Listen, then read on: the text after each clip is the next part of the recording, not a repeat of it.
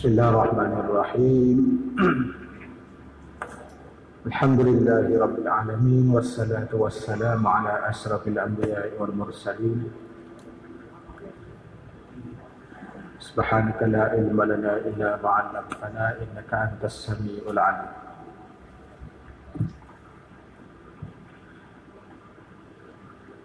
Wa ala alihi wa ashabihi wa itratihi at-tahirin. Salatan wa salaman daimaini ila yaumiddin. Dan atas keluarganya dan segala sahabatnya. Salawat dan salam juga ke atas keluarga Nabi, juga atas para sahabat Nabi, segala ikutannya daripada anak buah. Dia panggil anak buah, ikutan tabi'in dia panggil. Anak buah, sahabat-sahabat. Yang suci mereka itu akan rahmat dan salam yang berkekalan keduanya hingga hari kiamat. Maknanya salawat dan salam ni bukan sahaja kepada Nabi kita, bahkan dia melampaui di lajak kepada para sahabat dan juga tabi'in, atba'ut tabi'in ila yaumil qiyamah, sampai hari kiamat. Mudah-mudahan masuk semualah kita para pelajar semua. Hamba Allah semua ni masuklah ke keluarga sahabat ni. Kita ada talik di bawah sikit tu, muka 26. Keluarga Rasulullah itu beberapa pengertian. Dia ada banyak pangkat keluarga Rasulullah. Dari pendapat ulama, maqam doa dalam tempat kita berdoa ni murad dengan keluarga ataupun dikatakan aluhu, apa dia, keluarga Nabi. Tiap-tiap orang mukmin, kullu mu'minin, semua orang Islam dikatakan keluarga Rasulullah. Ini dia panggil umum, mana meliputi siapa yang bersifat dengan ataupun dikatakan mukmin, keluarga Rasulullah. Jadi masuk kita, masuk semua orang Islam, masuk kita. Maqam doa, pada maqam kita doa, walaupun kita kata dia tu sekalipun derhaka pada Allah, sebab yang derhaka tu bersangatkan berhajat pada doa dari yang lain lagi, orang yang derhaka pada Allah. Pada makam puji, mana sahabat segi makam puji, tiap-tiap orang yang beriman, yang mukmin, yang bertakwa pada Allah. Alu Muhammadin kullu taqiyyin. Ya, banyak makam. Dua, makam zakat. Makna makam ni keluarga Nabi dalam bab zakat. Tak kira lah zakat apa pun, asalkan bab zakat. Maqam Nabi dalam bab zakat, Banu Hashim dan Banu Muttalib. Itu pendapat mazhab Syafi'i. Artinya keturunan daripada kabilah Bani Hashim, Bani Muttalib, tak boleh kita nak beri zakat pada mereka. Sebab tu di hari ini masih ada lagi keturunan Rasulullah, keturunan Alun Nabi, daripada Bani Hashim, Bani Muttalib, baik pada keturunan Hasan Hussein kah, ataupun kita kenali dengan Habib, As-Sayyid, Syarifah. Akan mereka ni tak boleh nak makan zakat, kerana zakat ni harta yang kotor. Harta yang kotor ni maksudnya harta yang tak boleh kita makan sebagai tuai ampunnya harta, yang kita kena beri pada orang lain. Tak. Lalu tu serana Habib, macam Habib yang mari tempat-tempat kita ni ramai dah hari ni. Salah satunya yang kita terkenalnya Habib Umar, Habib Salim, Habib Umar. Lama lagi, mereka ni tak boleh makan zakat. Kalau kita kata kita ada duit lebih dalam bank kan, kita nak cabut zakat daripada mereka, tak boleh terima. Dalam bab zakat, bab zakat. Dan Banu Hashim sahaja pada mazhab Hanbali dan Maliki. Jadi Bani Muttalib tidak masuk. Ini ada khilaf ulama lah, ada khilaf ulama. Yang pentingnya ada istilah kalangan para ulama tentang keluarga Rasulullah. Kita tengoklah tempat doa. Dan segala sahabat Rasulullah di bawah penata kaki itu kita ada ta'liq. Siapa dia atas para sahabat Rasulullah? Ulama-ulama muhaddisin, mana ulama pakar ulama hadis, berpendapat bahawa sahabat jadi kitab tu bukan jim, ha. Dia sila tulis, sila kita taat. Jadi sila kita lah, sila kita tulis dengan banyak-banyak tu, dia ada jatuh. Tak. Bukan siapa yang taat pun saya sendiri lah. Nah. Semua kitab yang kita tulis semua tu kita taat sendiri. Tangan kita 10 jari ni taat sendiri. Tak ada suruh siapa taat. Tak ada suruh siapa yang tulis tu. Sebab tu ada kata jatuh. Yang mudah tu kita nak tambah di mana, kita nak kurang di mana. Kalau kita serah kepada dia taat ni, dia susah sikit. Kadang-kadang tak betul dengan murak kita. Tak, kalau tu kita taat sendiri. Maknanya tulisan itu sahabat. Ialah tiap-tiap orang Islam yang melihat Rasulullah. Kita ni bukan para sahabat, pasal kita tak ada Rasulullah. Sahabat ni mereka yang dapat melihat, mana mereka yang berjumpa dengan Rasulullah walaupun tidak melihat Rasulullah.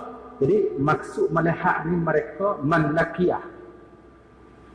Asalkan dia berjumpa tapi nak beriman dengan Rasulullah dan mati dalam keadaan beriman. Jadi kalau kita kata sahabat ni mereka yang melihat Rasulullah, ada di kalangan sahabat yang tak pernah melihat Rasulullah dah. Muazzin Rasulullah. Siapa dia? Abdullah ibn Ummi Maktum. Dia tu betul dua bahasa. Sahabat tak? Sahabat. Tapi tak pernah melihat Rasulullah, cuma lakiyah. Dia dapat bertemu Rasulullah, dia dapat beriman dengan Rasulullah, dan dia mati dalam beriman. Mati dia ni walau mata buta, mati syahid. Anak tu yang lagi mana mata buta, dia juga bawa bego dalam hidup dia. Hebat dia ada. Mati dalam hal keadaan tangan dia pergi bego. Tak pergi tak boleh mata buta. Tapi syahid juga dia, pasal niat dia nak situ. Itu hal kisah dia lah. Imam Bukhari dalam sahihnya berkata, man sahiban Nabi sallallahu alaihi wasallam aw ra'ahu minal muslimin fahuwa min ashabih. Mereka yang bersekali dengan Rasulullah, duduk sekali dengan Rasulullah. Orang yang dapat duduk sekali dengan Rasulullah ni, kadang-kadang kalau dia duduk lama sampai 10 tahun, tapi hadis yang diambil daripada Rasulullah tu tak berapa banyak. Ada juga. Ada setengah para sahabat tu duduk sekali dengan Rasulullah tu tak lama sangat, 2-3 tahun, tapi hadis yang diambil dengan Rasulullah tu paling banyak sekali. Macam Abu Hurairah, dia tak lama sangat bersahabat dengan Rasulullah, tapi hadis lebih daripada 5,000 hadis yang diambil dengan Rasulullah yang ittafaqal Bukhari wa Muslim. Dia ambil semua apa yang Nabi kata, dia tercatat. Dia panggil pandai gambar. Dia pandai gambar. Jadi mereka yang bersekali dengan Rasulullah, yang hidup sekali dengan Rasulullah, atau melihat Rasulullah dari kalangan orang-orang Islam, maka ialah sahabat Nabi. Kata Syekh Al-Bajuri, kitab fiqh yang kita belajar lah, Syarah Fathul Qari. Kata Syekh Bajuri, murad dengan sahabat itu mereka yang berhimpun dengan Nabi, beriman dengan Nabi setelah dibangkitkan jadi Rasul, sekalipun tidak dapat melihat Nabi. Ataupun meriwayat satu hadis pun, walaupun dia tak sempat meriwayatkan satu hadis, asalkan dia bertemu dengan Nabi, dia bersahabat dengan Nabi, dia beriman dengan Nabi, sahabat. Tapi syarat nak beriman dan berhimpun dengan Nabi selepas dibangkitkan jadi Rasul. Itu syarat dia. Dia kadang-kadang Allah Ta'ala ni melanjutkan umur orang yang dia dua zaman. Kalau kita tengok, kalau kita ngaji dari ada Arabi ni, di antara penyair, di antara penyair ataupun syair, syair al-mukhadram zaman kita ngaji ada Arabi ni, syair mukhadram ni mereka yang sempat dua zaman. Zaman jahiliyah dia sempat, dan dengan Rasulullah dia dapat beriman. Di antaranya Hasan bin Sabit, syair Rasulullah, sebagai penyair bagi Rasulullah. Dia ada dua zaman. Dia sempat dua zaman, 60 tahun di dalam masa jahiliyah dan 60 tahun dia ada dengan Rasulullah. Rasulullah meninggal dunia, dia ada lagi. Umurnya 120. Hasan bin Sabit, Hasan bin Sabit, syair mukhadram dia panggil.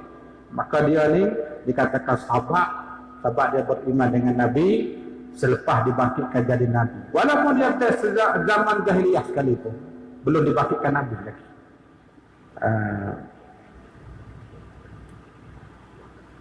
Kita naik ke atas. Wa ba'du fa'lamu ya ma'asyiral muslimin waffaqana Allah wa iyyakum wa alhamana rusdana wa a'azana min syarri anfusina.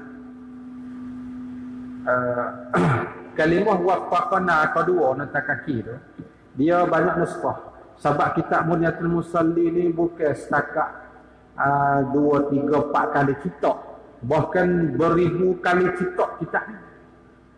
Nah, maknanya kitab yang paling lama di tanah Melayu lah kitab Munyatul Musalli ni. Kita dari kita kira dari kita dengan kitab-kitab ulama Arab. Lepas tu bila kitab dia tu berulang kitab ni, kadang-kadang nuskah dia tu tak sama. Yang di atas tu waffaqana. Jadi yang di bawah tu ada kitab ke yang lain faqahana. Ya, artinya kita buat satu nuskah faqahanallahu wa iyyakum, dan barangkali nuskah faqahana ni yang paling betul, yang paling aula. Oleh sebabnya kita tengok di terjemah hak Syekh Daud, telah memberi faham akan kami. Cuba tengok depan. Jadi kalau waffaqana telah memberi taufik, dia lain tu makna dia tu lain. Memberi taufik, memberi faham tu mana lain dah. Ya, sebab itu kita bawa sebut mari dua sebagai kita pakai nuskah dia. Adapun kemudian dari itu, jadi gitulah kitab-kitab lama ni ada pun, dan gitulah kita baca ambil kita lalu. Maka ketahui olehmu segala orang yang muslimin telah memberi faham akan kami dan akan kamu Allah Ta'ala. Tengok, telah memberi faham ni faqaha. May yuridillahu bihi khairan yufaqqihhu. Dalam satu hadis kan, yufaqqih ni makna memberi faham. Allah Ta'ala kita reti apa yang kita dengar, apa yang kita belajar. Itu makna faqaha. Jadi barangkali nuskah yang lebih aula kena kata faqaha, bukan waffaqana. Cuma kita nak batal terus kata tak betul waffaqana, kerana waffaqana tu segi makna dia pun dia sah juga. Sebab dengan makna memberi taufik. Ta'rif bagi taufik, Allah Ta'ala jadikan kuasa seorang hamba khalqu qudrati ta'ati fil abdi. Allah jadikan seorang hamba ni kuasa dapat beribadat kepadanya. Itu taufik. Kadang-kadang seorang dapat hidayah tapi tidak adanya taufik. Yang kita nak dua-dua. Hidayah dapat kita beriman dengan Allah, taufik dapat kita beramal dan mendekati kepada Allah. Dua yang kita nak. Dan mengilhamkan, memberi juga ada, dan mengilhamkan kami dan kamu cerdik dan lindungkan daripada kejahatan diri kita, nafsu kita lah. Salat itu adalah tiang agama. Inna salata ibaduddin wa ajallu mabani islamin khamsi ba'da syahadatain. Bahwasanya sembahyang 5 waktu itu tiang agama, dan yang terlebih besar kejadian rukun Islam yang 5 perkara kemudian daripada mengucap 2 kalimah syahadah. Di sini musannif sedang nak cerita katanya di menempatikan ibadat sembahyang solat dalam harian kita ni seperti tiang agama. Cuba kita tengok musalla masjid kita ni, kita nak ada dengan bangun ni tinggi apa ni, kira-kira 3 lapis lah tinggi dia, dengan tiangnya 4 bucu. Tapi kalau tak ada tiang, tak akan ada buah putung di atas ni. Bila tak ada seputung tak boleh lah. Dia Imaduddin ni bukan tiang macam lagi ni. Kita gambar, cuba kita tergambar orang Arab ni bila dia duduk di satu padang pasir, dia tak akan buat rumah semacam kita. Dia pasang khemah. Dia pasang khemah tu, tiang tengah dikatakan imam. Gambar tiang tengah. Bila dia pocok tiang tengah naik tu, dan bucu khemah dia 4 bucu, dia akan tarik pocok di tepi. Maka Imaduddin, imam tiang tengah tu, bukan tiang semacam ni. Dia ada satu tiang tengah naik tu, dia letak khemah di atas, bucu 4 dia tarik. Dia tarik, dia pakur sekat-sekat pinggang kita. Dia panggil imam. Bila tak ada tiang tu, dia tak boleh duduk lah. Kerana dia tumpang. Sebab tu dia menempatkan ibadat salat semacam tiang. Bila tidak adanya tiang, maka tak ada hak lain lagi. Kedua tu di bawah kita tengok nota kaki, kita lakah-lakah, kita tidak ambil semua. Di sini saya dapat ni beriktibas. Iktibas ni kalau kita ngaji dalam ilmu balaghah, kita buatkan satu ibarat semacam Quran dan hadis. Bukan kita rekoi dengan Quran hadis dah. Iktibas ni maknanya kita buat dan kita menulis dan kita membacakan satu nas ibarat semacam Quran dengan hadis. Jadi hak di atas tu inna salata imaduddini, Syekh Daud dia berlafaz dengan inna salata imaduddini daripada asalnya hari iktibas daripada hadis Rasulullah as-salatu imaduddin. Tapi dia tidak kata betul sabda Rasulullah. Maknanya gini, iktibas ni kalam daripada pengarang, tetapi kalam tersebut ada disebutkan di dalam hadis Rasulullah. Cuma dia tidak sarah cara betul-betul katanya sabda Rasulullah, qala Allah Taala, qala Rasulullah. Tapi bila kita cari tengok, oh ini musannif dia ambil daripada hadis Rasulullah yang berbunyi as-salatu imaduddin. Hadis tu riwayat oleh Imam Ad-Dailami dalam kitab hadis dia.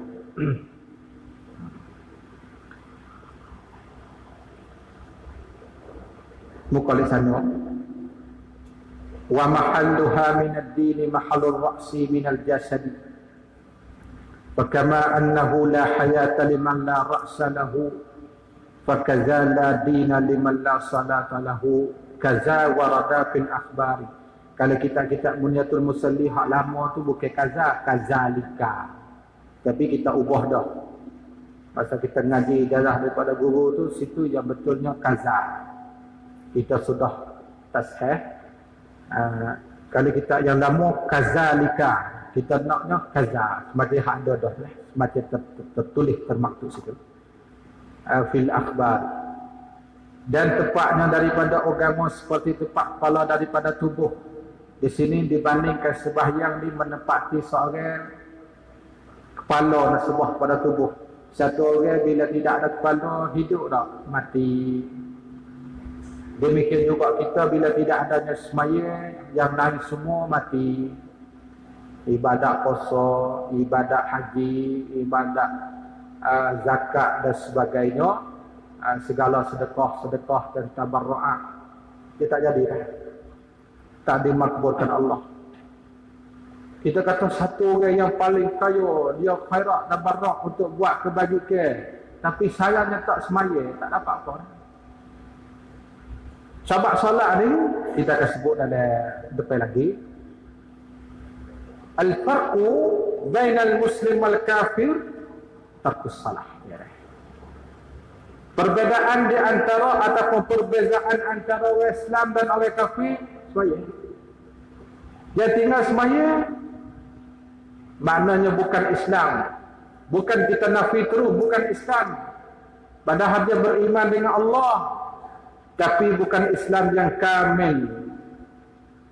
Hukum akhirat kita terpulang serah kepada Allah.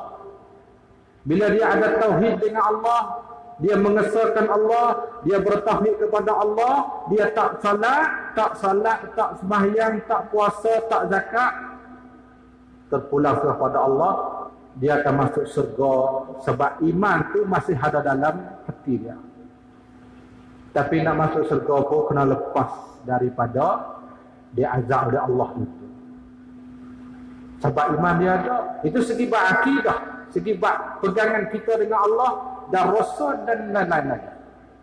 Benda yang wajib kita i'tikad. Dan masalah ibadat, bila kita tak sembahyang, bila kita tidak adanya salat, maka yang lain luput habis. Kalau kita keluar zakat tak jadi, keluar apa ni sedekah tak diterima Allah, kita puasa sebulan Ramadan tak terima belaka. Pasal dia panggil menempati seperti orang yang mati sebab kepala tak ada. Dah, itu saja.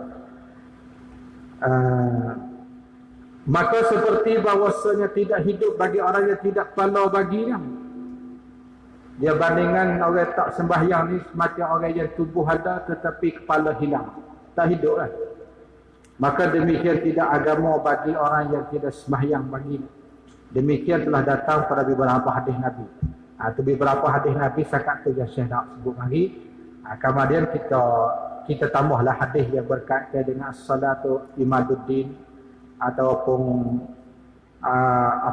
dia menempatikan solat tu semacam kepala dalam tubuh badan ni. Kedua tu di bawah. Daripada Abdullah ibn Umar radhiyallahu anhu bahawa Rasulullah sallallahu alaihi wasallam bersabda, la imana liman la amanata lahu, wala salata liman la tuhura lah, wala dina liman la salata lah. Innama mawdi'us salati minad din ka mawdi'ir ra'si minal jasad.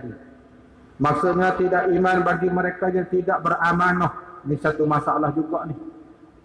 Tapi tidak berkaitan dengan semaya bab amanah. Allah Ta'ala suruh amanah, kita pecahkan amanah. Dah, kita pecahkan akan amanah. Mana mereka yang merusakkan dan meruntuhkan amanah Allah, bukan dikatakan sana beriman yang sempurna, bukan iman yang kamil. Iman kita tidak nafi, tapi tidak kamil. Tiada salat bagi mereka yang tidak berwudu. Bila kita tidak adanya wudu, kita nak salat, tak jadi, tak sah main. Dia ada beberapa halat, dia ada beberapa kelakuan bagi mereka yang boleh bersalat tanpa berwudu. Setengah masalah saja. Bila kita ada air, mesti kita berwudu. Kalau kita tidak ada uzur, tidak ada penyakit, sakit di tubuh kita. Bila kita sakit, walaupun air itu ada, tapi doktor mengatakan tak boleh guna air, kita akan naik berpindah kepada gunanya tanah, itu kita tayamum. Bila tidak adanya air, bila tidak adanya tanah dan sebagainya, maka ketika itu kita mesti bersalat dalam hal keadaan kita tidak berwuduk. Tetap disalatkan. Ada kan masalah kita tak ada air, tak ada tanah, kita duduk dalam dunia ni? Ada. Kita duduk dalam penjara, air boleh motak bagi, tanah pun tak ada, maka sembahyang ketika tu adalah wajib disalatkan, dan salat kita tu untuk meraihkan waktu. Dan salat untuk meraihkan waktu, tapi jaga-jagalah, jangan nak ada sangat tu. Dan tiada agama, kitab tu kena pakai sikit, tulisan dia tu tiada. Dan tiada agama bagi mereka yang tiada melakukan salat. Supaya lepas sebut di atas. Sesungguhnya tempat salat pada agama tu seperti tempat kepala daripada jasad. Jasad artinya tubuh. Jadi perkataan saya di atas tu, dia iktibas daripada hadis ni jugalah. Dia disebutkan oleh Imam At-Tabarani dan juga Al-Haythami dalam Mu'jamuz Zawaid. Dalam kitab Mu'jam tu kita hadis 10 jilid kita ni. Lepas tu ada lagi 2-3 hadis, baca sedikit. Ja'alanallahu wa iyyakum minal muhafizina 'ala as-salati al-muqimina laha al-khashi'ina fiha الدائمين عليها فبذلك أمر الله عباده المؤمنين في كتابه وبه وصفهم فقال حافظوا على الصلوات والصلاة الوسطى وقوموا لله قانتين. Maka menjadi kami Allah Subhanahu wa taala, ibarat dia cakap lagu tu payah sikit dah. Abang tu di bawah tu kita ada ta'liq. Aula ibarat nak kata semacam ni. Mudah-mudahan menjadikan kami oleh Allah. Jadi mudah kita bayar sikit. Bukan tak betul yang saya tulis tu. Kadang-kadang dia tulis tu, dia panggil lidah dia tu suka cakap lagu tu. Dan kita nak wis supaya mudah memberi faham tu, kita kena baiki lah cara kita. Mudah-mudahan menjadikan kami oleh Allah. Kerana ini adalah jumlah khabariyah lafzan insya'iyah makna. Ni kan ngaji ilmu alaq dah. Jumlah ja'alanallah. Kalau ngaji ilmu alaq dia panggil jumlah khabariyah lafzan insya'iyah makna. Jumlah tu khabari kerana fi'il madhi. Tapi segi makna kena doa. Doa dia panggil. Janakan kamu daripada orang memeliharakan atas sembahyang 5 waktu. Ini sebab tu kita panggil dalam muqaddimatul kitab ni, dia termasuk segala doa-doa kepada kita belaka. Di sini saya dia berdoa untuk kita supaya kita menetap dalam keadaan dan orang yang memeliharakan atas sembahyang 5 waktu. Dan orang yang mukim bagi sembahyang, yakni mendirikan dan memeliharakan dia. Lagi orang yang kosok padanya, yakni tetap hati dan anggota dalam semaya. Ini kosok yang saya sebut tadi dah. Payah sangat buat kosok semaya ni. Payah sangat. Nak ada sifat kosok, perasaan kosok timbul dalam hati kita, payah sangat. Kedua kita ta'liq 2-3 baris di bawah. Ustaz Dr. Mustafa Al-Bugha. Mustafa Bugha ni pernah siapa kat sini ni? Masa apa? Masa apa dia lah mula-mula yang belum dibangunkan masjid ni. Dah sikit. Salah satu ulama Suriah tu masih ada lagi dalam Fiqhul Manhaji dan banyak kitab karang-karangan dia. Dia pernah siapa dia sebagai mula-mula itu di sini. Alhamdulillah. Dalam kitab Fiqh Manhaji. Sebab Fiqh Manhaji ni bukan dia tulis seorang, 2 orang lagi mustarak. Ali Salbiji dan juga Mustafa Khin, ulama Suriah. Ada kitab dia diterjemah oleh Mufti Wilayah tak silap apa, Fiqh Manhajin Najili, Tak Zul, Dr. Zul. Berkata kosok itu ialah menjaga hati dan hati-hati seorang pada barang taraduk oleh lidah. Itu takrif kosok yang disebutkan oleh Dr. Mustafa Bugha daripada bacaan dan zikir, doa-doa. Adiyah tu mana doa-doa, adiyah. Dengan bahawa diperhatikan dan memberitahu bahawa ia bermunajatkan kepada Tuhan. Maka kosok dengan pengertian ini adalah satu juzuk daripada juzuk salah. Jadi untuk lebih panjang lagi kita buka dalam secara muhazzab, kita ihya, targhib, qurratu aini Rasulullah, iqamatus shalah wa asrariha ni kadang-kadang bagi Ustaz Dr. Yusuf Khattab pengarang bagi Mawsu'ah Yusufiyah ulama Suriah. Lagi yang mengekalkan menurutkan untuk bersalat. Lagi yang mengekalkan atas sembahyang, yakni tiap-tiap sudah sembahyang mencipta ia hendak merigakan sembahyang yang kedua. Demikianlah selama-lama. Orang yang betul-betul Allah Ta'ala bagikan dan beri pada mereka untuk kita ni kosong apa dah merasai rajin dalam bab ibadat. Bila kita sudah sembahyang, kita tunggu nak solat kali yang kedua. Itu satu kelebihan suku. Jadi hari ini kebanyakannya semaya ni jemaah. Kita akan sampai bab solat Jumaat, kelebihan hadis semua dan pendapat para ulama insya-Allah akan sampai situ. Maknanya bila kita sudah daripada menunaikan satu ibadat solat fardu, hati kita selalu dan cita-cita nak solat kali yang kedua. Tunggu nak solat kali yang kedua. Itu makna mengekalkan atas sembahyang. Tiap-tiap sudah sembahyang mencinta hendak mengerjakan sembahyang yang kedua. Dia ada kelebihan dia. Ada kelebihan dia tu kita dah sebut juga hadis di bawah 2-3 hadis.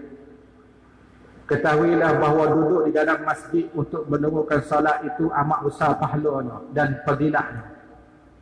Apa yang ke-1 di bawah. Jadi kita duduk dalam musalla, masjid, surau. Bila sudah kita sembahyang, kita tunggu nak sembahyang kali yang kedua. Tapi kalau kena hak lama tak nak tunggu juga. Kita sudah solat subuh, tunggu nak sembahyang zuhur, lama tu. Lepas tu kita baliklah kerja dulu. Tapi kalau di antara maghrib dengan isya kita tunggu sekejap. Sudah solat maghrib, sudah kita baca wirid, sudah kita berdoa, sunat ba'diyah 2 rakaat, kita tunggu sekejap untuk solat isya. Kalau ada kuliah, kita dengar kuliah. Kalau ada mengajar, kita dengar mengajar. Kalau ada majlis ilmu, ikut apa saja kita tunggu sekejap. Sejam atau apa. Sekejap. Itu di antaranya fadilah dan kelebihan yang maksud di bawah itu. Dalil hadis Abi Hurairah radhiyallahu anhu bahawa Rasulullah sallallahu alaihi wasallam bersabda, la yazadu ahadukum fi salatin ma dama yantaziruha wa la tazadul malaikatu tusalli ala ahadikum ma dama fil masjid. Allahumma ighfir lahu, Allahumma arhamhu ma lam yuhdis. Sentiasa seorang kamu di dalam pahala solat.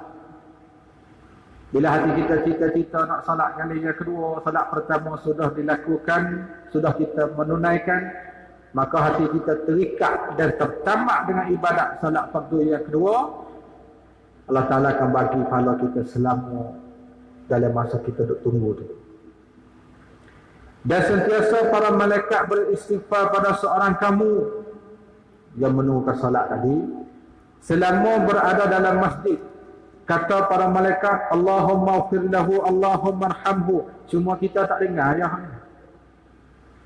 Tunggu dalam musalla. Malaikat selalu berdoa pada kita, ya Allah, kamu ampunlah baginya. Ya Allah, kamu berilah rahmat kepada. Allahumma ighfir lahu, Allahumma arhamhu. Malaikat doa pada kita. Nah, dan kelebihan dia tu ada banyak lagi. Ada 2-3 hadis lagi yang kita sebut. Dah tengok situ.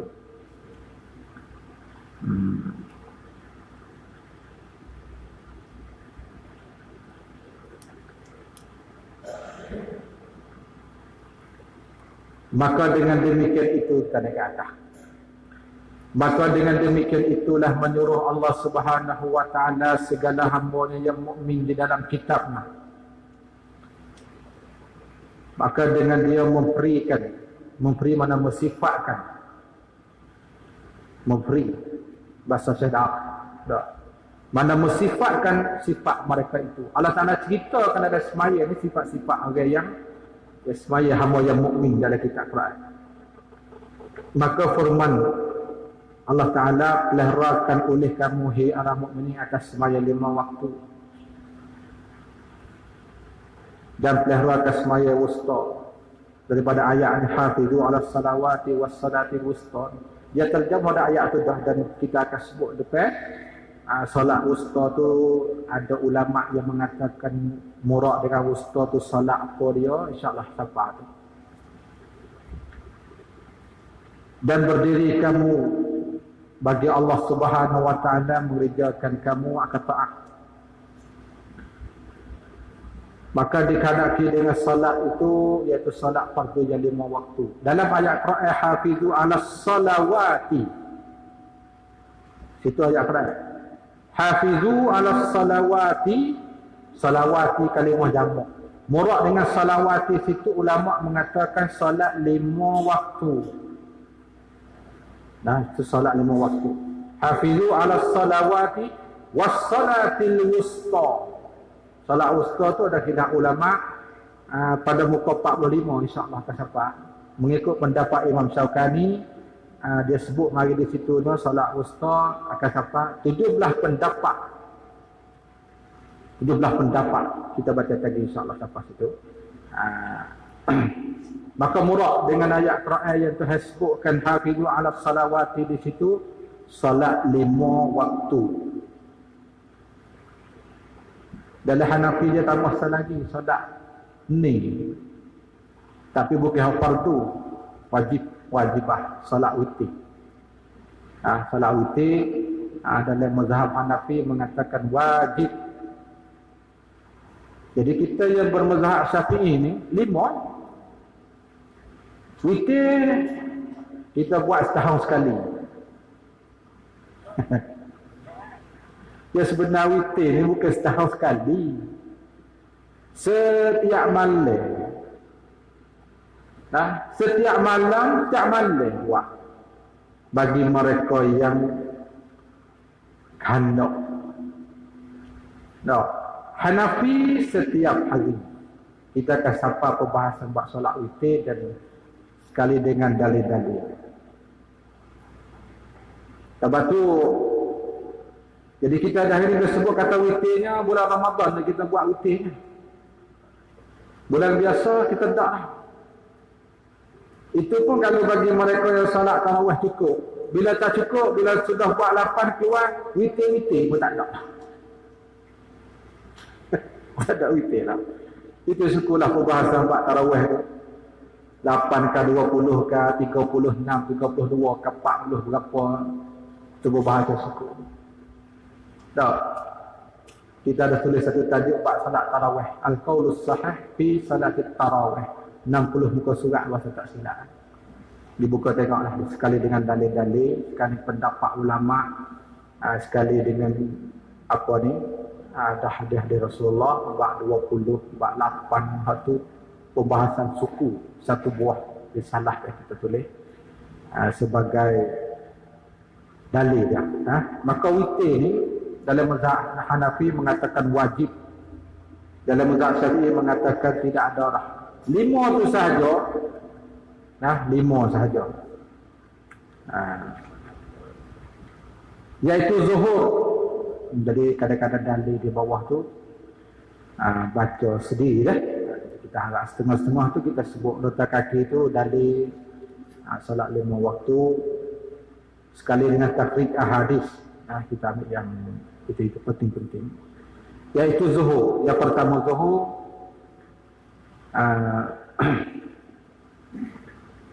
jadi bawah tu ada ta'liq dalil bab waktu zuhur. Cuma kita turun di bawah lagi. Muka surat 34 tu membahas sunat ditakhirkan zuhur. Masalah semaya zuhur ni para fuqaha berpendapat bahawa disunatkan takhir salat zuhur pada awal waktu. Kita bubuh kata di hari ni jam waktu zuhur ni pukul 1:30 sampai lah. Tak sampai agak dah. Bola 1:15 bubuh kata. Bila 1:15 ni dia masuk waktu zuhur. Bila panas sangat, rumah kita dari tempat musalla untuk berjemaah tu jauh sangat, maka zuhur bagi mereka tersebut disunatkan kita takhirkan zuhur supaya dia lembut panas. Tak. Sebab di zaman Rasulullah ni sallallahu alaihi wasallam ni dia semua sahabat dia buat jemaah di musalla Masjid Nabawi belakang. Hodok kerja, hodok pegecok caku semua duk buat cocok dan bila dengar suara azan beradu tu dan menuju ke musalla Masjid Nabawi. Tak. Jadi bila kita kata tanah Harak ni dia panas sangat, pokok kayu pun tak berapa banyak, Daripada rumah Nabi ke musalla Masjid Nabawi, pakai masa perjalanan itu dia jauh juga.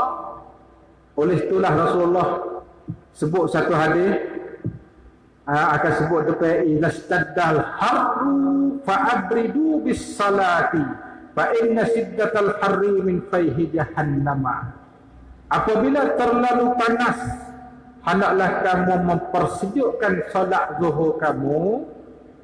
Dia teduh sikit dulu. Mana bukan solat awal waktu dah. Bila solat awal-awal dia panas kan, kita teduh. Tapi janganlah kita takhir sampai ke 15 minit nak masuk waktu asar.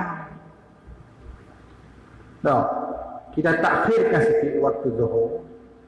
Daripada jam pukul 1.15 kita bubuh kata sampai pukul 2 kan. Bubuh kata. Tengok keadaan. Itu tempat negeri yang tempat yang panas. Semacam rumah kita. Dia tak panas sangat. Lagipun bukan berjalan kaki 15 meter daripada rumah ke masjid pakai mutu. Bukan jauh pun 20 meter dah. Mutu dah. Kalau kita kira bagi. Tak. Ini tempat negara yang panas. Lalu tu ulama kata disunatkan takhir salat zuhur pada awal waktu ketika terlalu panas, bersangat terpanas, sehingga tidak hilanglah khusyuknya. Jadi bila panas sangat ni, kadang-kadang bila kita sedang menunaikan ibadat solat, membawa kepada hati kita kurang khusyuk pasal dia panas. Dan disunatkan mensegerakan solat zuhur, lain dari demikian. Maknanya kalau di rumah kita di hari ini, disunatkan kita sembahyang zuhur awal-awal. Sebab dia ada kemudahan banyak.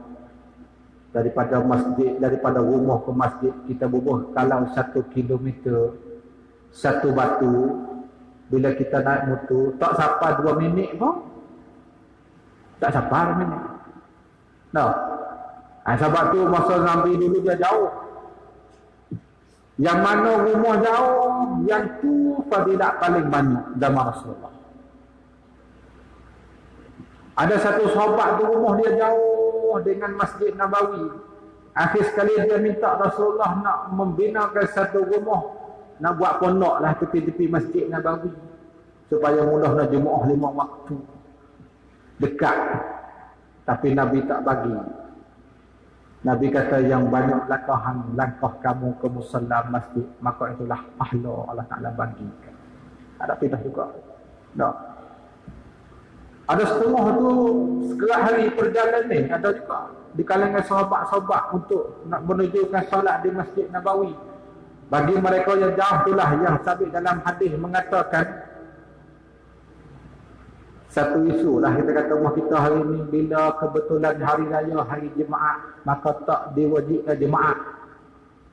Ada tak? Bila terjatuhnya hari raya hari Jumaat, maka tak payah semaya Jumaat. Zaman Rasulullah, orang yang rumah jauh dengan Masjid Nabawi itu, dia nak keluar pergi solat Aid di Masjid Nabawi itu, kena pakai masa perjalanan setengah hari kadang-kadang. Jauh sangat. Nak undang sempat semayang dengan Rasulullah. Hak tu hak Nabi diizinkan bagi mereka tak payah ulangkan semayang Jumaat, pakai memadai dengan semayang raya. Asal jauh. Maka kita hari ni rumah tepi masjid, kita raya hari Jumaat, Jumaat pun tak pergi. Salah tu. Tak kena tempat, bukan kan? Tak kena situ lah. Itu kita kena faham malam hadis tu. Itu satu tajuk suku.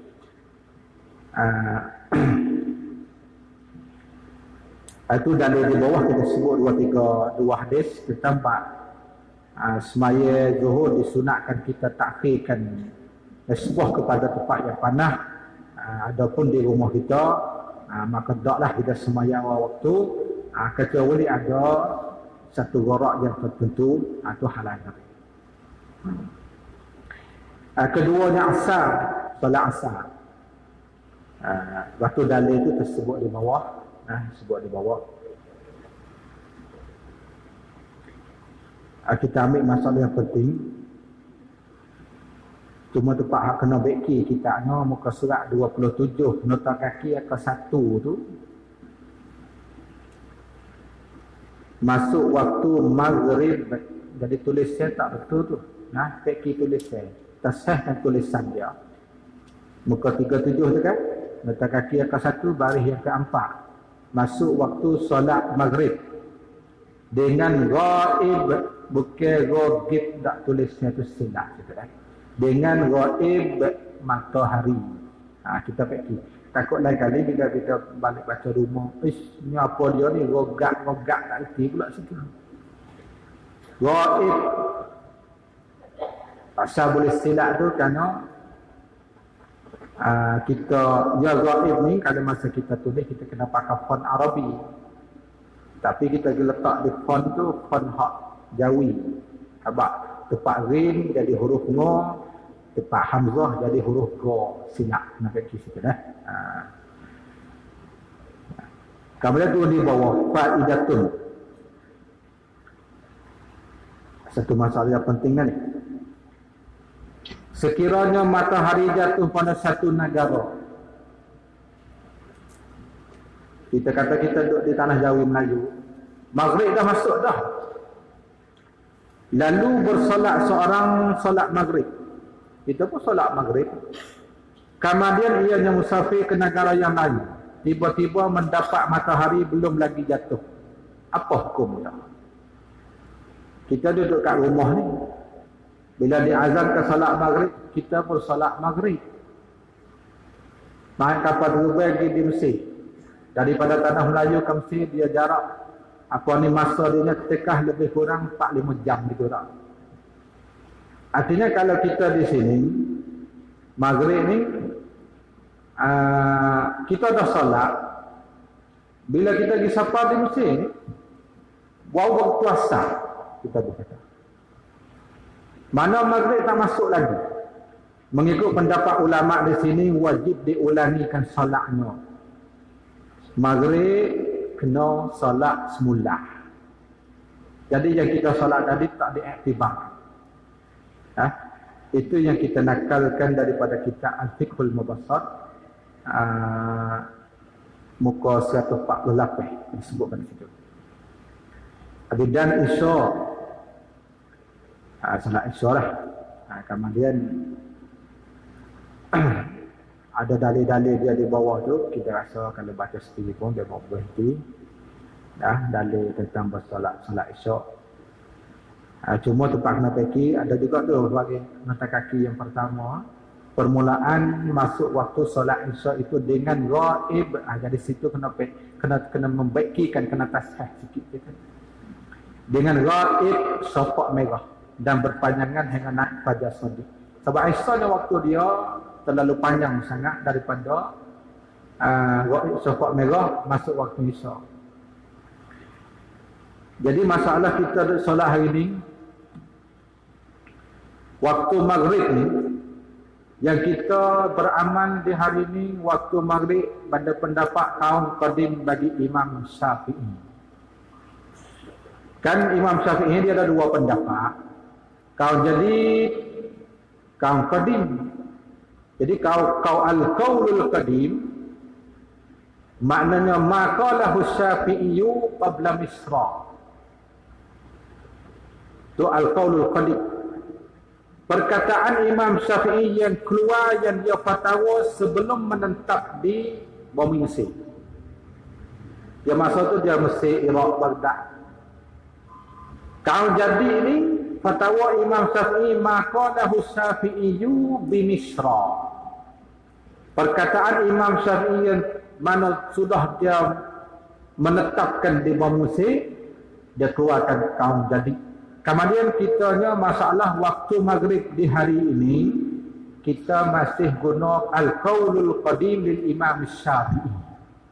Dan biasa ibadat kita yang kita lakukan dalam sehari-hari kita ni, kita banyak guna, banyak kita pakaikan al-qaulul jadid, kecuali waktu maghrib kita masih guna al-qaulul qadim. Sebab apa? Waktu maghrib, kalau kita mengikut pendapat kaul jadi Imam Syafi'i, sekejap je masa dia. Bila dah lenyap matahari ke muka bumi, masuk waktu maghrib, azan sudah azan, mengangkatkan wudu, berpakaian untuk bersolat, sembahyang 3 rakaat, tambah pula 2 rakaat ba'diyah, habis waktu. Tu kau jadi al-qaulul jadi. Mana waktu sekejap ya. Bila masuk waktu, kita azan, mengangkat wudu, mengangkatkan taharah dan bersuci sebagainya. Kita pakai baju bagai pakai telkung. Semaya fardu 3 rakaat, qabliyah tak payah buat.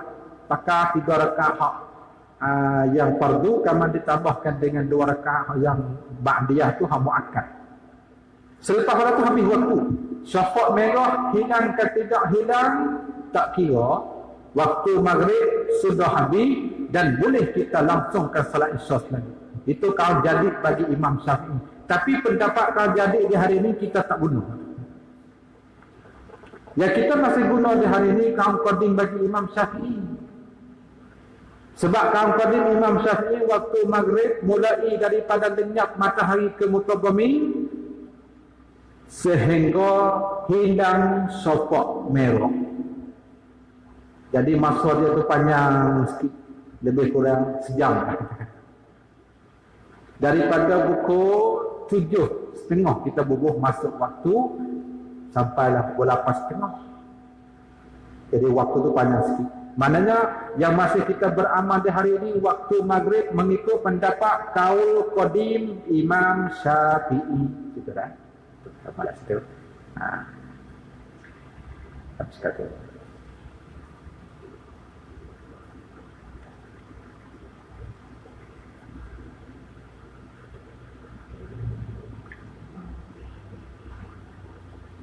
Dan di bawah tu kita sebut ada bagi isya tu berapa waktu,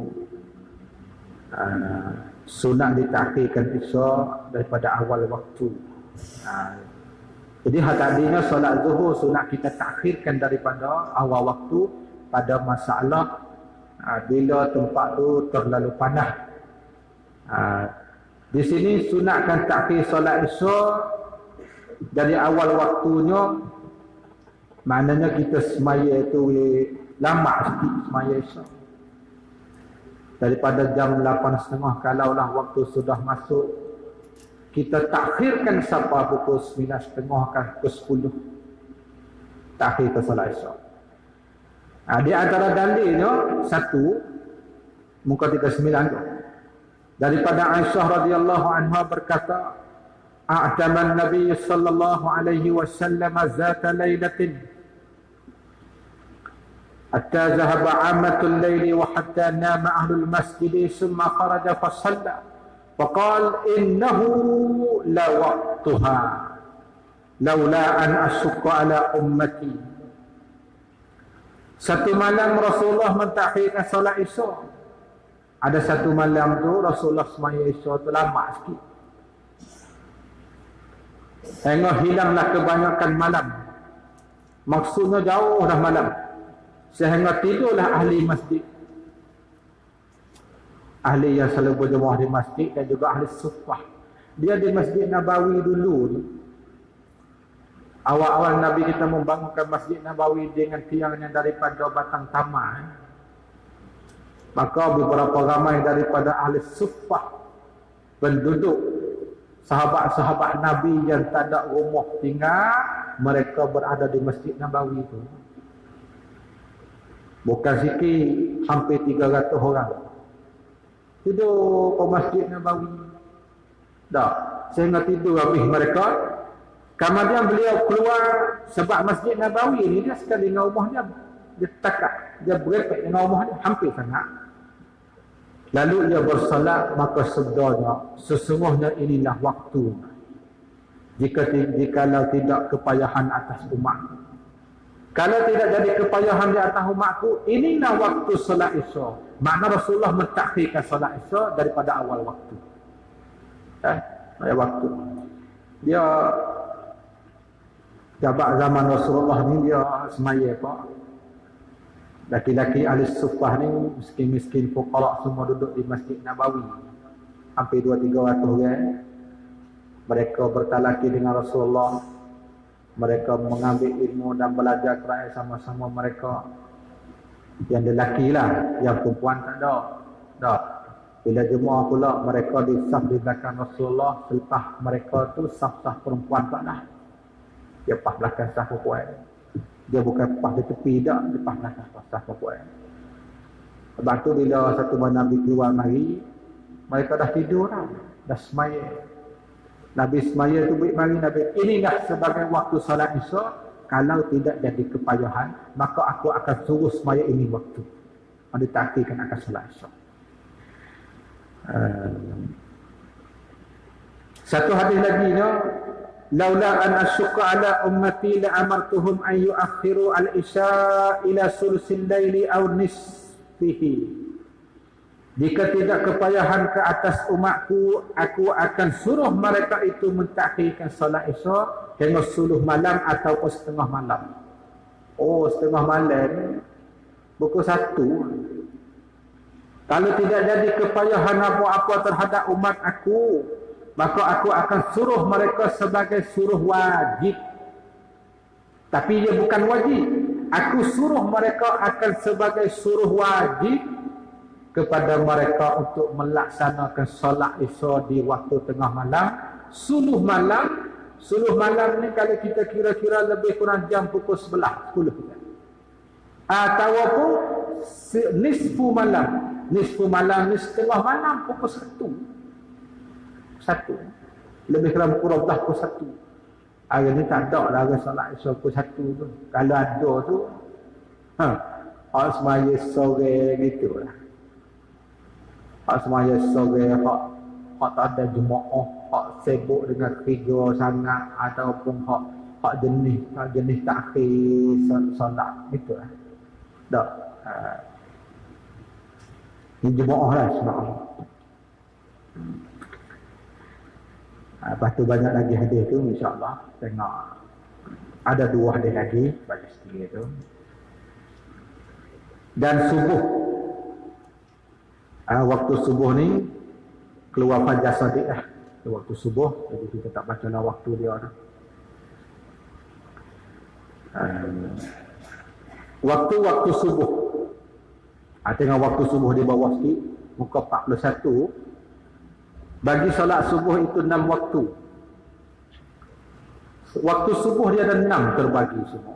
Kadang-kadang kita tahu, kadang-kadang kita tak ingat. Yang pertama waktu fadilah. Waktu fadilah ni awal waktunya. Bila masuk jam subuh,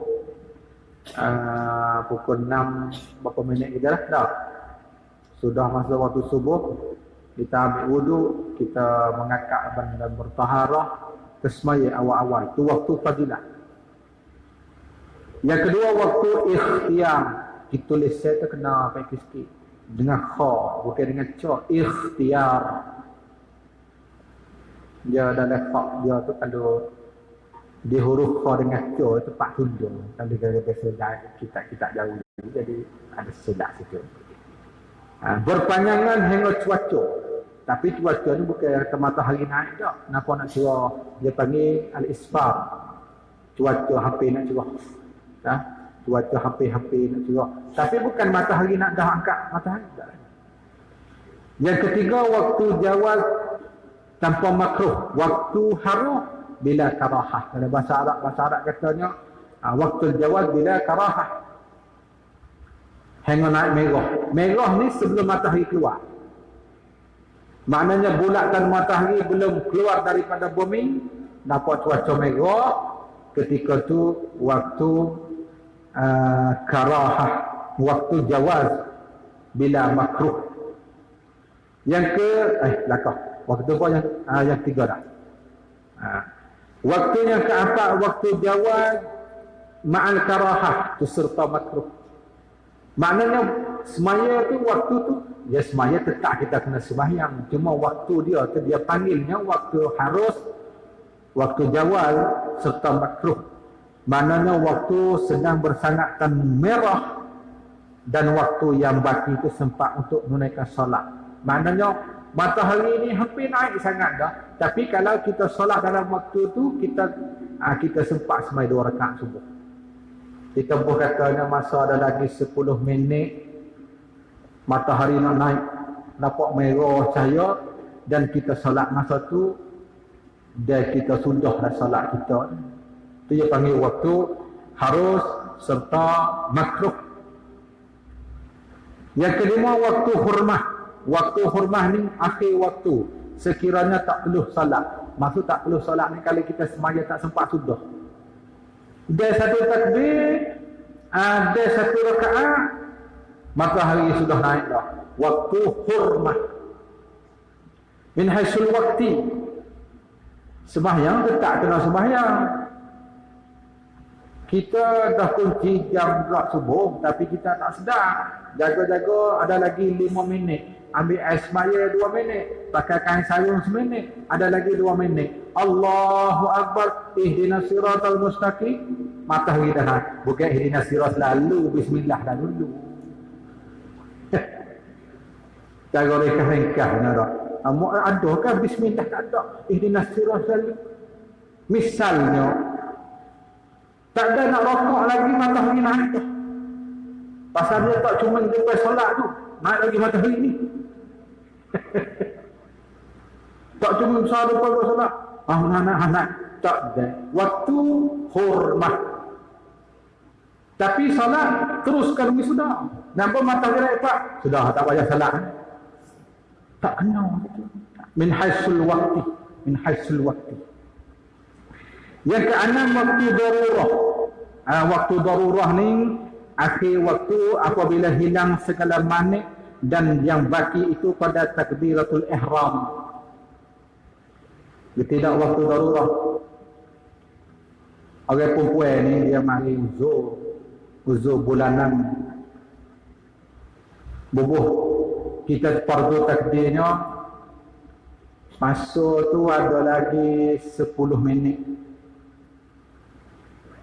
Masa dah lagi 10 minit nak habis waktu subuh. Bila dia tengok dia dah tak ada darah dah, artinya dia wajib mengakatkan hadas. Mani mengakatkan hadas. Sudah mani, waktu masih ada lagi seminit kita bubuh hadas, ataupun setengah minit. Bila kita mandi mengakak sudah, kemudian kita pun pakai telkum hafal sejadah untuk sallallahu ta'ala Allahu Akbar, sempat kita takbiratul ihram dan waktu matahari sudah naik, maka tu dikatakan waktu darurah. Sebab apa kita semaya ada akhir? Sebab kita manik. Arti manik ni perkara yang menghalangikan kita daripada kita ibadat solat. Kan ulama dah sebut dalam kitab mereka, diharamkan atas perempuan yang haid menunaikan solat. Perempuan yang mari haid diharamkan solat. Maka haid dikatakan manik. Mani'un tu bahasa Arab, bahasa kitanya perkara yang menghalangikan daripada kita bersolat. Kita nak solat tak boleh sebab kita uzur. Tiba-tibanya baki lagi waktu 10 minit, sempat kita mandi sebab kita dah kering head. Baki lagi kita takbir minit, tu waktu darurah. Misalnya dah. Di situ. InsyaAllah ta'ala. Kita balik misalnya. Muka 42.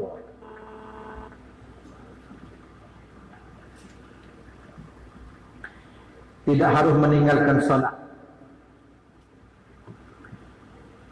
Maka demikian itulah ialah sembahyang yang tidak diluluskan seorang daripada orang Islam meninggalkan satu daripada.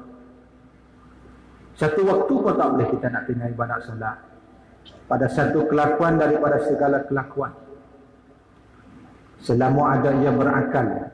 Dan maksud sama berakal ni selama mana fikir kita masih sedar lagi, tak boleh kita nak tinggal solat. Walaupun kita dalam keadaan kita tidur, tak kuasa kita nak bangkit, tak kuasa kita nak duduk, tetap kita melaksanakan, melakukan solat dengan caranya. Biasa kita tiliknya hari ni, no? Bila kita jatuh uzur, bila kita sakit, kita nak bangun tak boleh, kita tinggal terus sampai ke solat. Itu kebanyakan kita perhati. Kalau tak percaya, kita masuk di rumah sakit, rumah hospital, berapa orang yang boleh menunaikan ibadat sembahyang? Cuba kita tengok. Sedangkan mereka kadang-kadang boleh kita bangun, boleh jalan, tapi sakit sikit-sikit. Dah tinggal terus, dah solat. Padahal ibadat solat ni tidak ada kecualikan meninggal, tidak dikecualikan meninggalkan solat selama mana akal itu masih ada, selama tak disolatkan. Walau dalam keadaan kita semaya dengan isyarah. Kita nak gerak tak boleh dengan kaki tangan, tapi kita boleh gerak dengan kelupuk mata, maka semaya dengan isyarat dengan kelupuk mata. Saya ingat Allah yarhamullah, Mullah Baballah Sarah tua Syekh Abdullah Sarah Al-Jarumi, sebelum dia meninggal dunia, dia kata kembang macam ni deh. Menutup di masjid dia lah. Sebelum dia meninggal dunia ni, dia ada satu sakit 9 bulan. Jadi 9 bulan dia sakit tu, yang sakit teruk sangatnya, lebih kurang 2 minggu dia tak makan pun. Tak makan pun langsung. Tak. Kita nak cerita bukan kita hal sakit dia. Kita hal sembahyang. Bila kita tengok, kita teriak. Kita sendiri. Masa dia sakit teruk ni, dia ni macam sedar tak sedar. Tapi bila dia tanya, sedar lagi? Tak. Dia dengar suara, kenal lagi ni? Kenal. Masa tu dia sakit tu, kalau kira-kira tu, kena pegang dia tu 6 orang untuk nak semayang. Bila sampai waktu dia tanya, waktu masuk lagi? Masuk, ambil air. Dia ni mata tak kelak lah, mata tak katuk tu lah. Jadi kena pegangnya belakang 2, tepi ni jaga depan 2 orang. 6 orang untuk semayang. Sujud ambil batal kat di depan. Kaki kunjuk. Tunjuk kaki. Jadi semaya lagi. Semaya tunggu sujud, kita pegang tunduk, sujud. Lepas tu berbakit pula, bakit. Dia baca lah. Sekadar baca dia baca. Dan yang paling hebat lagi dalam keadaan semaya dia, dalam buka tengah-tengah sakit tu, surah dia tak tinggal. Surah. Subhanallah. Surah dia tak tinggal. Orang pegang kapit 6, 7 tepi takut Allah. Surah dia tak tinggal. Baca surah lagi. Bila kita tengok rupa tu, kita teriak subhanallah. Maknanya kita hari ni bila kita sakit sikit ni, kita tinggal dah semaya. Tak. Anda tengok selama mana akal masih ada, selama tu tak kena semaya. Pegang 4-5 menit tak kena semaya. Tak. Dan jikalau sampailah lemahnya barangnya sampai dan sakitnya kepada sehingga kita tu kena peki, kena taskan. Bukan sengko. Kita tu kalau tak peki dia takut tak faham ibarat dia. Kepada sehingga. Tak kira yang bagi mereka yang ada kita tu, pekilah bahasa Rumi, bahasa Jawi, bahasa Arab, Cina pun. Yang penting peki boleh baca. Nah, sehingga sampainya sekalipun tidak diuzurkan meninggalkan dia. Tak boleh timbul salah. Bila akal tu tak ada, okey, tak apa lah. Tak tahu apa jadilah. Maka tu baru boleh tinggal. Jadi kita doa lah. Semoga ni katakanlah kita masih sihat. Tapi bila kita jatuh uzur satu hari, kita minta Allah Ta'ala kekalkan ibadat salat kita selama mana akal kita masih ada. Kita buat sedapat. Apakah lagi mereka yang masih segan, tapi mereka tak semaya, tidak menyembah Allah Ta'ala. Allah, banyak ni banyak dah. Ni masih banyak lagi. Tinggal terus semaya. Bila kita saat, dia mengaku kata dia Muslim, dia beriman, tapi semayang tidak. Kita tengok di nota kaki di bawah, keuzuran yang digugurkan salat. Khusus sama mana para ulama telah bersepakati dan muafakat bahawa salat itu gugur dari perempuan daripada perempuan pada hari haid nifas. Ini memang jelas dalam mazhab mana-mana pun, baik oleh Syafi'i ke dalam Hanafi ke mazhabul arba'ah, mengatakan perempuan bila dia mari uzur bulanan ataupun uzur selepas daripada bersalin, maka tak boleh mereka menunaikan salat daripada, serta tidak diqadakan solat yang tidak dilakukan. Tak payah kita qada dah solat tu. Jadi kalau kena qada juga kan berat sikit. Lebih lagi perempuan yang bersalin mari haid 40 hari, kena qada 40 hari, kita ambil 40 dipukul dengan 5 kan, tak ada kena buat nak nasi, kita makan nasi dah lah. Qada solat tu nasi masak lagi tu, nanti ku qada solat tak siap lagi ni, kena nasi bubuh kita ya. Itu satu hikmah Allah Ta'ala tak disuruhkan perempuan yang haid qadakan solat yang sudah luput masa haid dan nifasnya. Juga tidak diqadakan atas kafir asli. Orang kafir asli ni bila dia memeluk agama Islam, tak payah qada solat dia.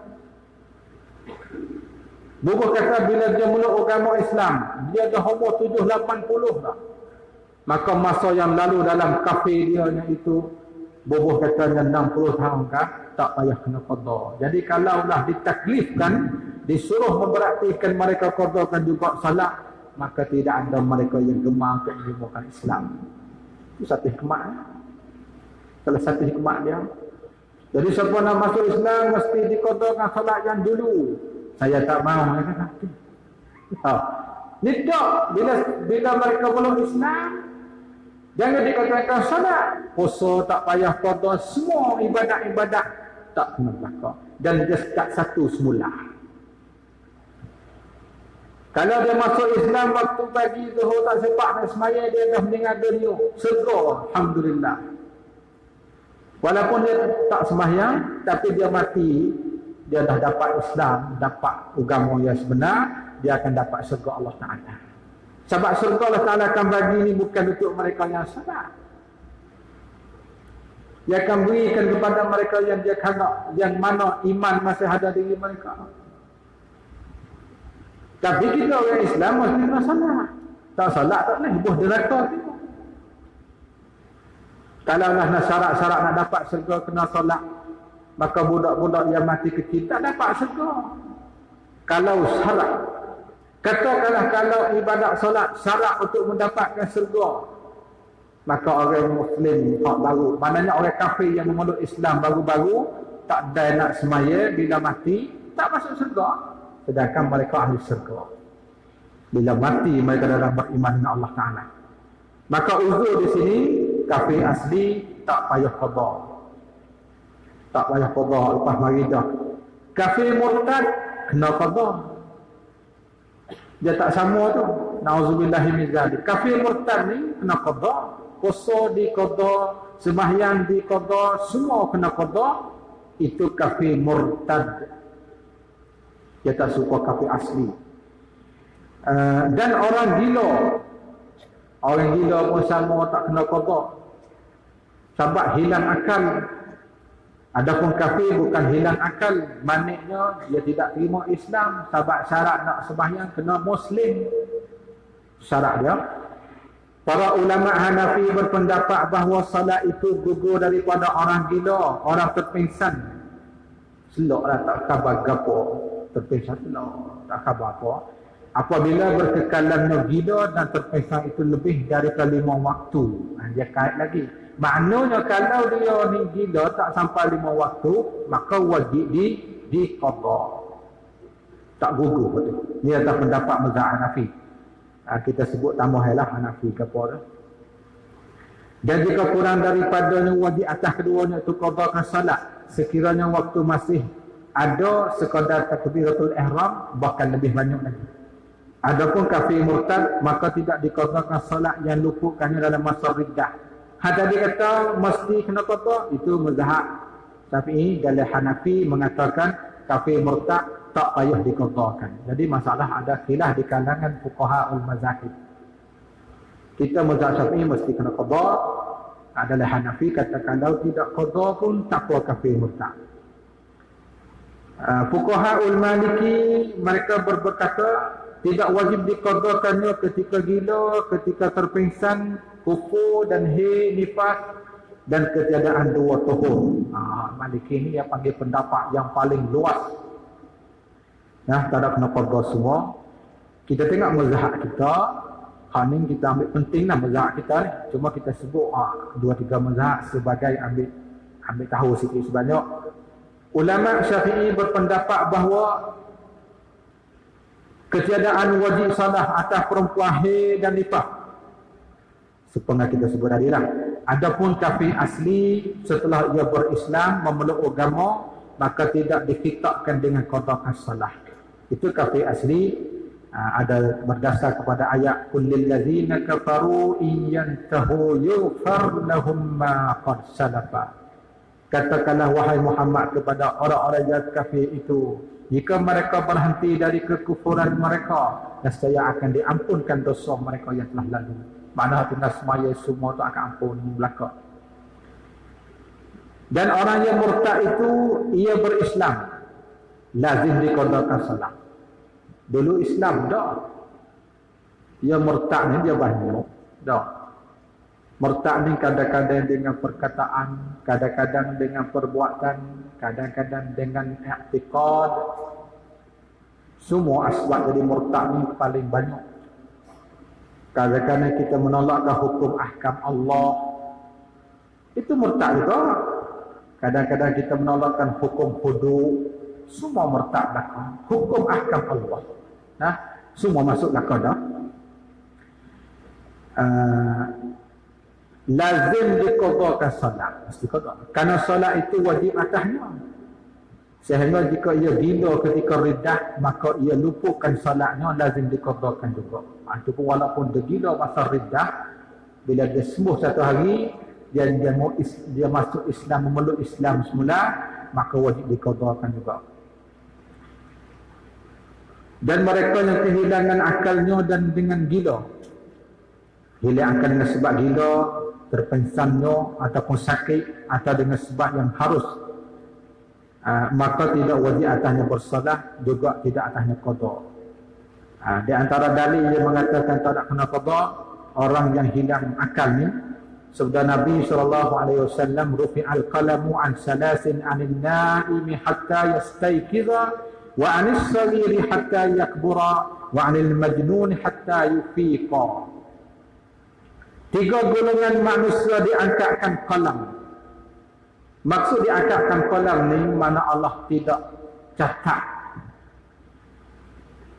Tuhan tak catat, Tuhan tak tanda amalan mereka yang lakukan, baik dosa, baik halal. Dia tidak tanda di awal lagi dah. Tu diangkatkan qalam. Satu orang tidur hingga terjaga dari tidur. Kita tidur ni kita tersalah lewat malam sikit, tidur pukul 4 malam, subuh tak sedar, kabar-kabar pukul 11 pagi. Kita panggil subuh gajah. Jaga-jaga jam pukul 11 pagi, subhanallah, subuh aku belum lagi solat. Berdosa atau tidak? Tak, sebab kita tidur. Tapi kalau kita tidur sengaja, demo sudah azan subuh, tidur dulu, tak jadi tu. Itu tak jadi. Mana waktu tak boleh, sebab waktu sudah masuk, dan kita tidur dalam waktu sudah masuk dah, itu tak boleh. Yang keduanya, kanak-kanak hingga balik. Kanak-kanak dia buat apa saja benda yang kita zahir nampak maksiat, tapi Tuhan tak catat. Cuma balik kita kena berikan tarbiyah dia. Itu wajib atas sebagai bapa dan ibu, ataupun dikatakan wali, mesti kena tarbiyah. Benda tak baik kena royakin, kena ajar, tunjuk ajar. Dan bila dia balik, barulah tercatat. Bila apa saja dia buat, Tuhan akan tercatat balasan pahala ataupun dosa dia. Yang ketiganya, orang gila. Semua tu juga Tuhan tak catat, tidak tanda, diangkatkan qalam sehingga senyuman dari gila. Bila dia senyum, bila sembuh pada gila, barulah dicatatkan apa yang mereka lakukan. turun 3-4 baris bawah sikit lagi tu. Jadi tempat yang takrij hadis tu baca sendiri dia. Hadis riwayat Abu Daud, Kitabul Hudud. Yang tu kita tinggal, kita tak baca. Adapun mereka yang kehilangan akal dengan sebab perkara yang haram seperti minum arak dan sebagainya, dia hilang akal dia dua. Ada kala hilang akal dengan sebab kita tidak mencampaikan benda-benda jadi haram oleh syarak. Kadang-kadang hilang akal dengan sebab seorang itu minum minuman keras. Jadi mereka yang minum minuman keras ni wajib atasnya qada. Satu orang dia minum minuman keras, kamarnya hilang akal. 5 waktu dia tidak salat. Bila dia sembuh daripada hilangnya akal, maka wajib diqadakan salatnya. Dia panggil sebab muta'addid dia panggil. Apabila senyuman dari mabuk. Untuk lebih lanjut, nak tengok panjang lagi lah dalam kitab Muhazzab dan juga fiqh Islam. Dan pendapat ulama Hambali pula salat itu tidak diwajibkan ke atas kanak-kanak. Sama mazhab kita ya. Dalam Syafi'i pun tidak wajib. Cuma wajib atas wali menyuruhkan kanak bila umurnya 7 tahun dan bila sampai 10 tahun kalau tidak salat lagi maka wajib dipukulkan. Itu dah. Itu hukum dia. Sama. Dan kafir dan haid perempuan yang haid dan nufasa perempuan yang mari darah lepas bersalin.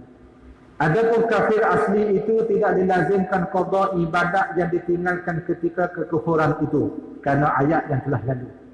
Dan orang murtad itu 2 riwayat daripada Imam Ahmad tentang wajib diqadakannya.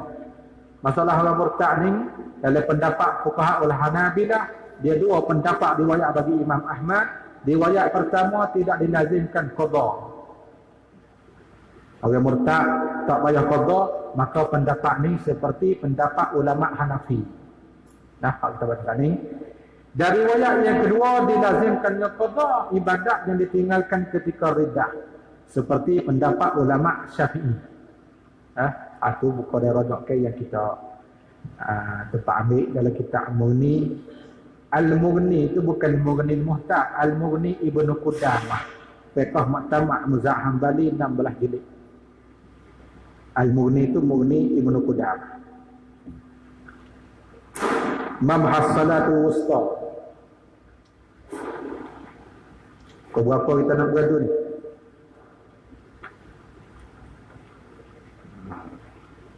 InsyaAllah sikit lagi ya. Ada 10 minit lagi. Dia tak boleh baca banyak sangat. Dia mula jemu, dia malah. Makan sikit-sikit tak apa, makan riacak. Tak. Makan sepinggang sekali, tapi sehari 5-6 kali. Banyak juga. Tak. Begitu makan setalang kali tu, jeluak situ siap. Lain kali tengok talang pun jeluak lah. Nasi tak ada jeluak lah. Mudah-mudah ibarat itu. Kita pergi lagi 5 minit, 10 minit insyaAllah. Dan dikanaki dengan solat wusta itu iaitu semayang asar. Ini ulama ada sebut. Hafizu ala salat, hafizu ala salawati was salatil wusta wa qumu lillahi qanitin. Salatul wusta tu apa pandangan ulama? Ada sebut depan lagi. Ke satu turun di bawah, tapi mengikut di atas yang disebutkan oleh Syekh Fatani, salat wusta itu muradnya salat asar. Padahal banyak lagi pendapat yang akan sebut di depan. Para ulama beriktifak dan bersepakati iktifak bahawa salatul wusta itu terlebih muakkad dari salat 5 waktu, iaitulah salat asar.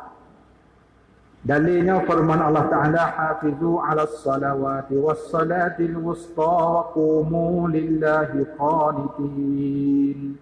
Peliharalah kamu. Apa maksud pelihara? Kerjakanlah dengan tetap dan sempurna pada waktunya segala salat fardu. Khasnya salat wusta mengikut pendapat kata salat asar. Satu pendapat. Dan berdirilah kerana Allah Ta'ala dalam salat kamu dengan ta'at dan khusyuk. Dalil yang kedua daripada Ali karramallahu wajhah bahawa Rasulullah sallallahu alaihi wasallam bersabda pada hari peperangan Khandaq, kita tu kena peki bukan ca jadi kha. Dia selalu terpada jadi ubah ca dengan kha, ghain dengan no. Tu kita peki sikit. Khandaq. Mala Allahu quburahum wa buyutahum nara kama shaghaluna an salatil wusta hatta ghabatis syamsu. Mudah-mudahan Allah Ta'ala memenuhkan api ke dalam kubur musyrikin, juga rumah-rumah mereka, seperti membimbang mereka itu akan kami daripada salat wusta, mengkacau, mengganggukan kami pada salat wusta sehingga jatuh matahari.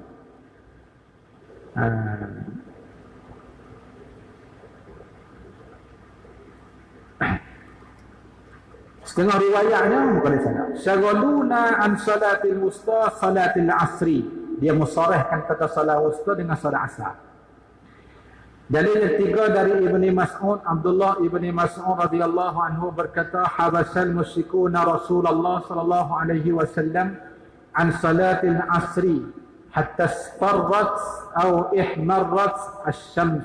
Wa qala syaghaluna an salatil wusta mala Allahu adwafahum wa kuburahum nara.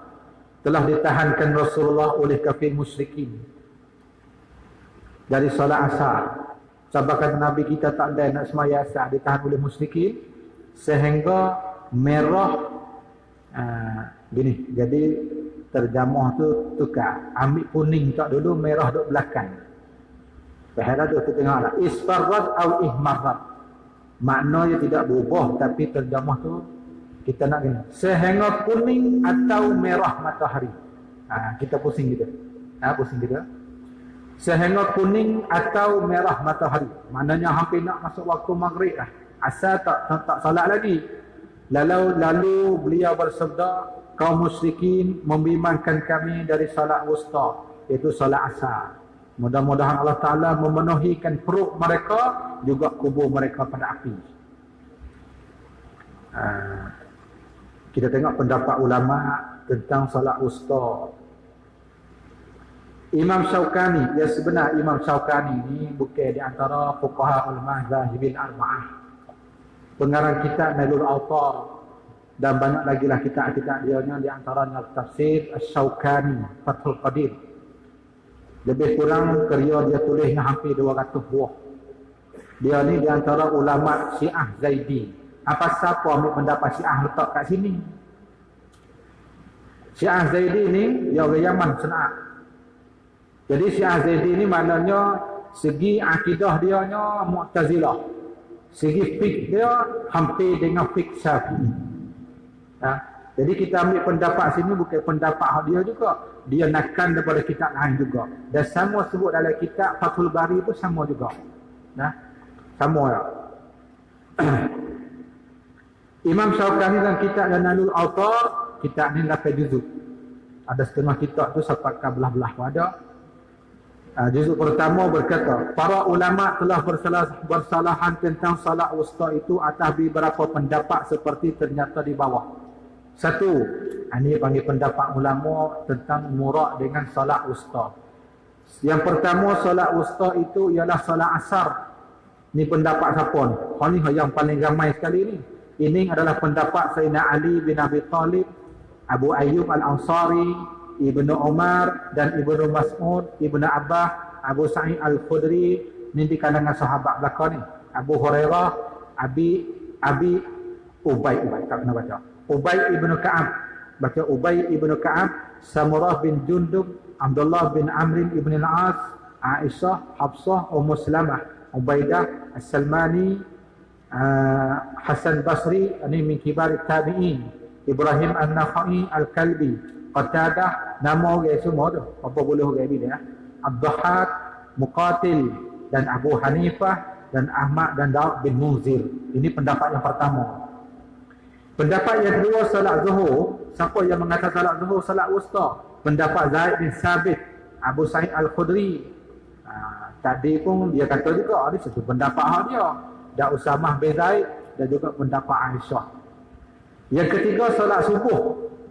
Jadi murad dengan solat wusta, solat subuh, pendapat mazhab Syafi'i, Umar ibn al-Khattab, Mu'ad bin Jabal, Ibn Abbas, Ibn Umar, Jabir, Atta, Ikrimah, Mujahid, Ar-Rabi' bin Anas dan Malik bin Anas.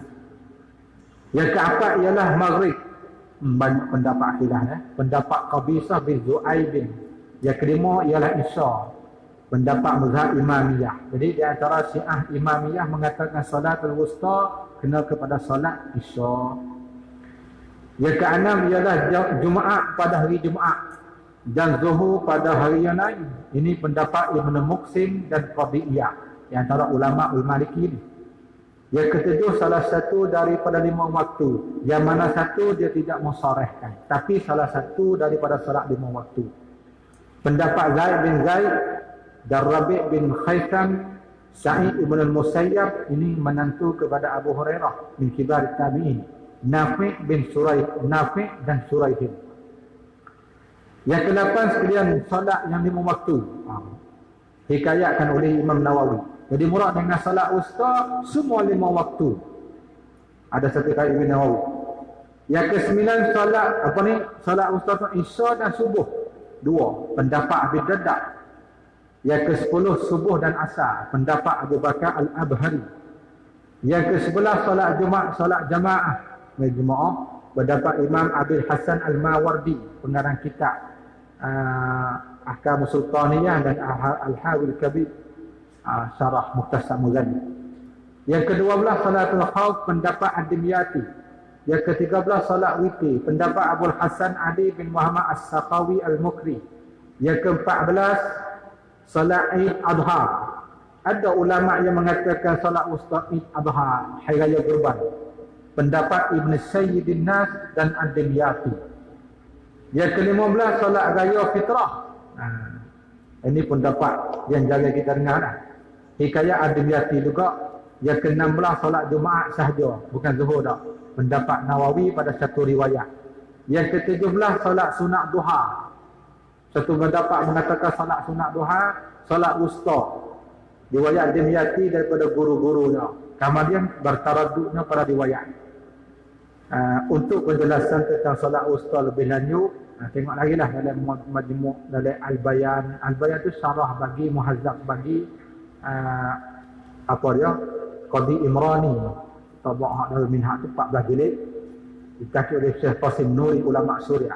Dan Al-Muni dan Wa'atar Nuzhatul Muttaqin, Dr. Mustafa Bura, syarah hadis Riyadhus Shalihin. I'lamul Anam bagi Dr.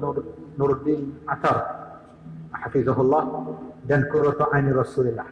Dan insyaAllah kita sambung selepas pada Zuhur. Sekarang itu dulu lah.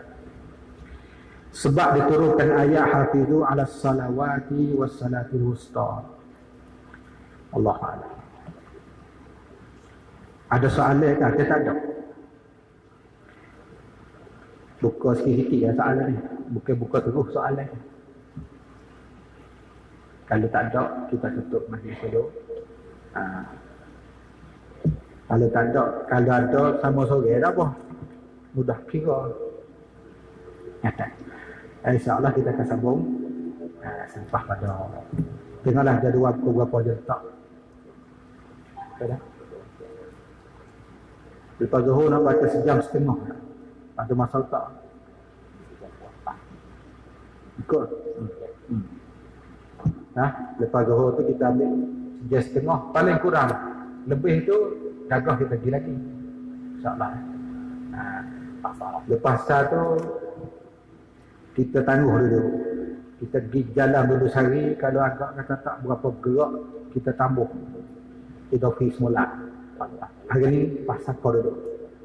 Ini pasal nanti dulu. Bismillahirrahmanirrahim. Allahumma ftahna tun'arifina wa qulubana wa ja'alna a'malana khalisatan li wajhikal karim. Sallallahu ala sayyidina Muhammadin wa ala alihi wa sallam. Alhamdulillahi rabbil alamin. Assalamualaikum warahmatullahi wabarakatuh.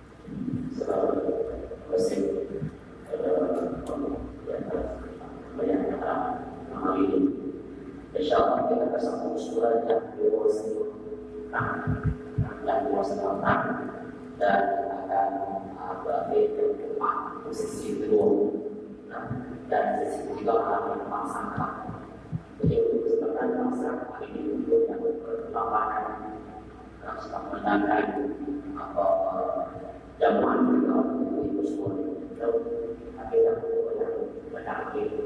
Jadi alhamdulillah dalam masa kita kan sudah dua ekor, masyaallah di musim di sini yang ada bangunan berbuat besar.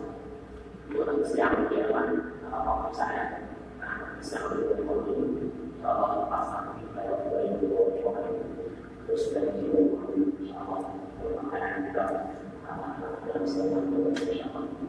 Jadi untuk yang belum pertama untuk menerima jasa beri usulan maupun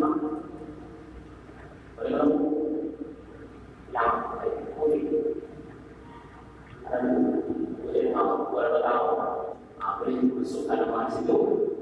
Dan insyaallah selepas subuh saya kita ingat menunjukkan untuk ini bagaimana sisi itu insyaallah. Dia mungkin kalau ketemu sekali masuk dan buat setelah insyaallah yang mau disediakan. Dia tahu kita kemudian Allah. Yang kedua